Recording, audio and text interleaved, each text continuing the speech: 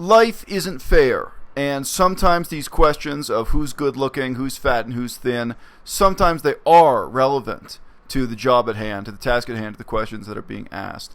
When they're irrelevant, then yes, it's offensive and cruel and catty to even mention them. If you're applying for a job that has nothing to do with your physical appearance, then nobody should make the comment that you've got a C- body. Nobody should make the comment you've got an A+ body either. It's totally inappropriate, it's offensive, it's denigrating, etc. But guess what? If you're in the theater, if you're an actor or an actress, oh, that's right, these days we call everyone actor, even if they're female. Forgot. English language has changed a bit since I was a kid. If you are an aspiring model, of course your physical appearance matters. Of course we have to talk about this stuff. And of course, in case you haven't noticed, a lot of my fellow political activists within veganism do have delusions of being beauty icons, of being models, whether that's Instagram models or runway models or otherwise exploiting their own sexuality, their own bodies, what have you. Some of my fellow vegans succeed. I mean, there's no doubt. With a guy like Vegan Cheetah, obviously his sexuality and his body is part of his appeal, but he didn't ride on that, did he? He does a lot more than just that. He's the hardest working man in show business, that guy. Even if you hate what he does a 5-hour podcast, and within that podcast there will be substantive talk about vegan activism and politics. There will also be a lot of BS. But look, there's a weird parallel between this question and people accusing me of being guilty of an appeal to nature fallacy. Not every use of the concept of nature is fallacious. I have talked about this on my channel a relatively long time ago when I was first pointing out to people, look, if you are asking how do we design a zoo enclosure for penguins, how do we design artificial man-made habitat for penguins, then you do look at nature. You look at how do the penguins live in nature. You take that as a standard, as a criterion. You produce a list of criteria for the temperature, for the type of food they eat, for the type of exercise they would get, and then you try to make an enclosure that comes as close to that as possible. Or you make hard decisions. Maybe you've got a really tough decision. Maybe you say, look, we only have so much money. Either we can save the lives of 20 penguins and give them a good quality of life in a good enclosure that resembles nature, or we can save the lives of 100 penguins, but they're going to live in a concrete bunker that with a refrigerator going, and it's not going to be that good a quality of life for them. What do you want to do? Those are hard decisions that we get into. The whole conservation approach presents us with a completely different set of moral conundra than the games people have been playing lately about beauty, diet, weight loss, etc. Okay, in the same way, naturally some of you guys are going to get angry that I dared to make a single comment on somebody's physical appearance, but I did not do so in a vacuum. I did not come on here and make a vacuum saying someone was ugly or stupid. And by the way, plenty of people have made those videos about me. Before Durian Ryder claimed that I was a wife beater, before he claimed that I was a sexual predator, before he threatened to beat me up in person in Chiang Mai, before he said he had evidence to present to the police that he was going to bring me in and put me in jail, he said all those things. Look it up. It's on this channel. You don't have to look far. Before any of that, he said I was fat, and he said I was on steroids. And it was not in any way relevant to the subjects being debated. Now, if I were selling you a weight loss book, I think you could talk about whether or not I'm fat. If I were selling you a book on how to gain muscle mass, I think you could talk about whether or not I'm on steroids. I think those could be, in other circumstances, those could be meaningful and relevant questions. But we weren't.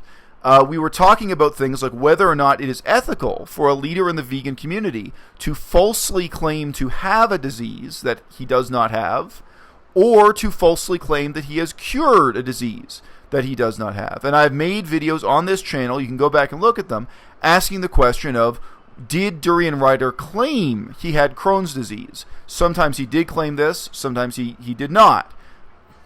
You can draw your own conclusions in those videos. And did he cure what is currently an incurable disease? When I say it is incurable, I mean that the greatest scientific minds say that at this time there is no known cure. 100 years in the future there could be whatever. But at this time, Crohn's disease has no known cure. So for someone to come on the internet, sell you a diet book, and claim that he miraculously healed that condition, And let's be honest, Durian Ryder has a long list of mystery diagnoses of illnesses and psychological conditions that he claims he's cured through his diet and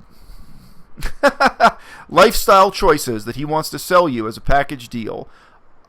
My critique of those issues, it is actually not relevant, it's not meaningful to point out that I'm fat, to say that I don't deserve to have an opinion on something like vivisection, on various questions of animal rights, ecology. I had a very controversial video here talking about how much water we actually save as vegans. If you're eating fruit as opposed to eating pork, the statistics are actually not that strongly in favor of veganism. It looks pretty grim. It's quite if someone on a fruitarian diet could be having a much worse ecological impact than someone here in China who eats mostly grains, mostly rice, with little bits and pieces of pork thrown in, which is what they eat. A lot of people here in China. They're not vegetarian, they're not vegan, but there's just not that much quantity of meat in their diet. When you do the math, who is actually having more of an impact on water use? Water use being one of the main themes raised by Cowspiracy and other popular documentaries of veganism. It turns out that vegans, we don't have the huge exponential advantage that we pretend we do. So to me, those are questions worth asking. You can disagree with me. You can watch the video. You can say, interesting point. You can shrug your shoulders. I mean, again, that video I present the charts. But no, to say I'm fat or I'm ugly is irrelevant. But guess what? If you want to be an actor, here's what you have to know. And I know this because I have this much experience in the theater, okay? If you want to be an actor, it doesn't mean you want to act. It means you want to go to auditions. It means you want to wake up in the morning, memorize a script, stand in a room in front of a bunch of strangers who are bored and have already seen 50 other people reading exactly the same script, and you want to present yourself to them, heart and soul, and say, am I good enough? Am I pretty enough? Am I right for this part? And you're going to hear no again and again and again. That's what it is to be an actor, okay? Being an actor isn't about acting. It's about auditioning. It's about having the strength of character, adaptability, vivacity, whatever you want to say, to go through that audition process 100 times or 1,000 times. And even if they tell you that you don't get the part because you've got a C- body, that you get up the next morning and you go to an audition again, okay? I have actually no delusions about my own looks or appearance. I remember a casting agent once came up to me and was interested in putting me into the movies. I could tell the whole story, but I'm just keeping it really short here. And that casting agent said, realistically enough, he thought he could find parts for me as a villain. He specifically said he thought I would be great as a corrupt lawyer. And he had a few other examples. Now, I know why that guy came up and talked to me. Actually, once, really different circumstance. I remember once a guy in the record industry, in the music industry, at a karaoke bar. He actually asked me if I was interested in getting involved with singing or what have you. That situation was not. It's not that flattering. For one thing, that guy, he was legit, but he was very drunk. He was, I think, both drunk and smoking marijuana that night. But he was really impressed by my performance on stage. He thought I was really charismatic. He was interested in meeting with me. However, I didn't go to audition. I didn't follow up with him. If I got to an audition, they might have figured out really, really soon that there's no talent behind the charisma. I have no background in singing or playing music. Look, the world of acting is full of people who have to sit there and say, look, you're good looking enough to be a comedian, but you're not good looking enough to play a romantic role. Oh, you're good looking enough to be a villain, but you're not good looking enough to be a hero. And maybe that's nasty and brutal and heartbreaking, and maybe a lot of you people playing this game on YouTube are too sensitive. You're delicate, emotional butterflies, whatever it is. You can't take the heat. Well, that's one of the most crucial differences between YouTube and real television, isn't it? None of you people had to go through an audition to get this. Right? And now we're seeing all this fallout, seeing people have a fucking emotional meltdown because they feel they're not pretty enough, or they're not smart enough, or someone dared to say something so terrible to them as to say that they're stupid, or even not even that they're stupid, but that one argument they made is stupid. One video, and they have an emotional meltdown and freak out and start lashing out and start doing unethical things like taking private emails and denouncing people and making pseudo-psychological, character assassination videos. The whole point is to maintain your poise and dignity, even when you face that stuff, okay? Even when you get the bad news, even when you fail the audition. And I've got to say to you guys, my MO in running this channel still hasn't changed. I'm still making these videos so that one day my daughter can see them. You guys may think I'm a jerk, but you got to be a jerk to some extent to survive in this world. I got one piece of hate mail from a woman who I assume is vegan, I don't know, saying to me that she teaches her children never to use the word stupid, that's just such a terrible, hurtful thing to ever say, that another human being is stupid. So her children are never allowed to use the word stupid. How do you think that goes down for your kids on the schoolyard? How do you think you're preparing your kids even to deal with the schoolyard fight, let alone what I just dealt with in Chiang Mai, let alone what you're going to deal with in a jailhouse, let alone what you're going to deal with in the workplace? There's a lot of rough and tumble in this life, let alone what you're going to deal with if you actually go to an audition, whether it's as a musician or a model or an actress. Okay? I do not want my daughter to grow up without knowing how to swear, without knowing how to curse, without knowing how to fight. I don't want her to grow up thinking her father is an angel. I don't want her to grow up thinking your father's a hippie. You know what? There's a time for coarse language, and there's a time for business-like, formal, appropriate language. There's a time to give academic lectures, and as I've said recently, I have never wanted my YouTube channel to resemble an academic lecture. I want to give it to you raw. I want to, whether it's my daughter watching this or mine, it's whatever. It's something else that I'm really going for here. I'm not trying to reproduce what you get in a business meeting or an academic lecture. No, you shouldn't curse all the time. You shouldn't be out of control. You shouldn't be insulting to people all the time. But there's a time and a place for those things too. And that's all part of the rough and tumble of life. So I'm sorry, folks, if you were personally shocked that I would use the term C- referring to another person's body in this context, where I'm talking about this fundamental problem that in veganism we have models who are not really models, beauty icons who aren't really beautiful, people who never get past, an audition process.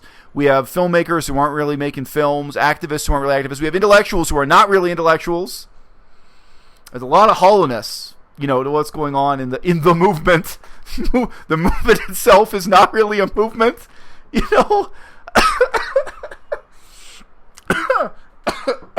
And even this question of athletics, we have people presenting themselves as athletes who aren't really athletes. There was a guy I talked to in Chiang Mai. He was one of the nice guys, to be honest with you. My arm's freezing because I just got back from the gym. He was a nice guy. And when I asked him what he was doing in Chiang Mai, I think he said he'd been there for 6 months. He said training. And, he was wearing old bike gear. So, what are you training for? What kind of training are you doing? He's doing 15 kilometers a day. That's not training. Long distance cycling is a sport, and there are people who will tell you you're an Olympic athlete, that you have the material, you have the DNA, you have what it takes to be an Olympic athlete because you're doing 15 kilometers a day. I'm the last person on this earth to glorify long distance cycling, but I do have experience with it. You can meet and talk to real people. You'd be doing hundreds and hundreds if you were training. But honestly, I just blanked on the guy. I just didn't get it. I didn't get that he was so brainwashed by the leadership of Durian Rider that he really thought he was a serious athlete doing a 15K run on a bike. It's like a 45-minute run or something. When I was living in Vientiane, in the burning heat of the tropics, I used to do 60 kilometers. The thing about it, I used to do 60 kilometers for an errand. 30K, do the errand, have a cup of coffee. Back then I drank coffee. Now I don't. 30K back. I didn't even think about it. I didn't say I was in training. I didn't think I was an athlete. I didn't have any delusions. 60K on a bike is nothing. Okay? So this tremendous hollowness in terms of what's being broadcast about veganism today, that is something in a really broad way I'd like to counter. But also this timorousness, this lack of confidence. Come on. I want us to have what it takes to get up and go to that audition, to do real things. I want us to be a movement that consists of people who are capable of standing up at City Hall and giving a deposition, of pursuing a real legal case, hopefully not one that's about defamation or threats of violence, but legal cases that are about water pollution and air pollution and animal rights and food safety standards and trying to change government policy and trying to get public education campaigns going.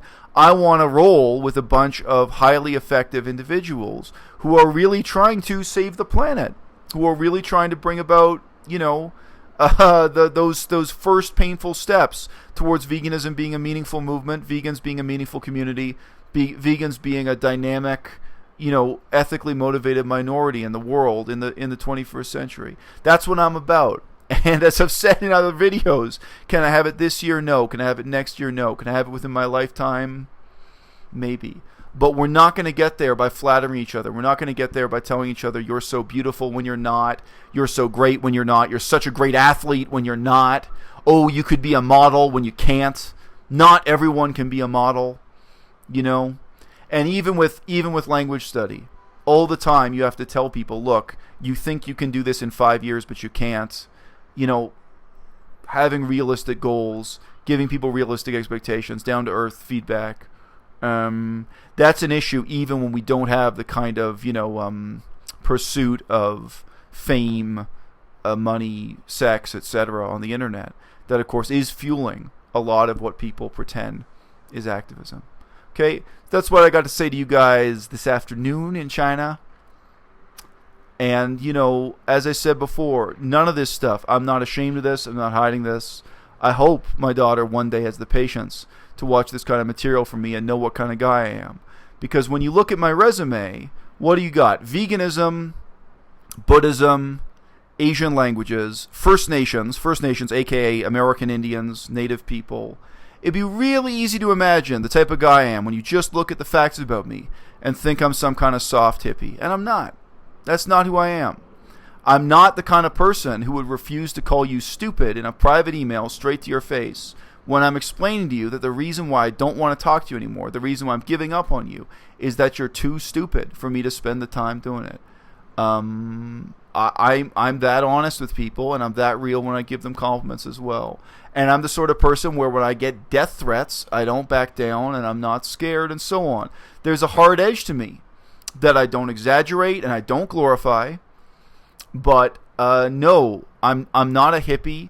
I never have been a hippie. I'm not a victim of a fad diet. I'm not a victim of a weight loss craze. I don't do yoga. The kind of guy I am, the reason why I want to be so real and raw with you people, whether I'm talking about ethical issues, political issues, or otherwise, is partly because my ultimate objective here is just friendship. I want to make friends with real people who I can get together with and do real things. In this movement, one day I hope it is a movement. And I wouldn't want those friendships to be on a false basis either. I wouldn't want you guys to think I'm somebody I'm not, or I'm some other kind of guy.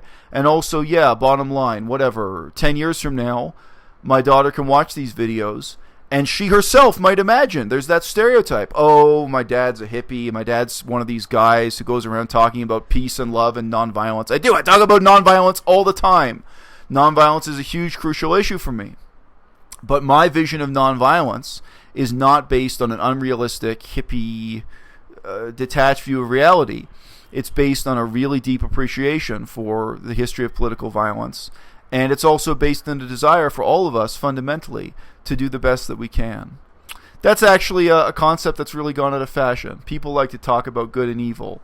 But, doing the best that you can is a very humble way to approach the world. Because you can recognize that there are better ways to do things. But sometimes you got to look in the mirror and just say, this is the best I can do, so this is what I am going to do. So I close this by saying to all of you guys again, ask yourselves, if you really were trying to save the planet, what could you do? You're dead right. There are all kinds of situations in which human beauty is irrelevant, and in which having a C- body or an A+ body is irrelevant. Selling diet books is not one of them. Selling permanent vacation and lifestyle activism is not one of them. The whole fantasy of running away and becoming an Instagram model is not one of them. It matters. And, of course, I would love to see more of our time and attention and effort going into those types of activism where the fat and ugly people can rule the world and where nothing could matter less than how fat or how ugly you are.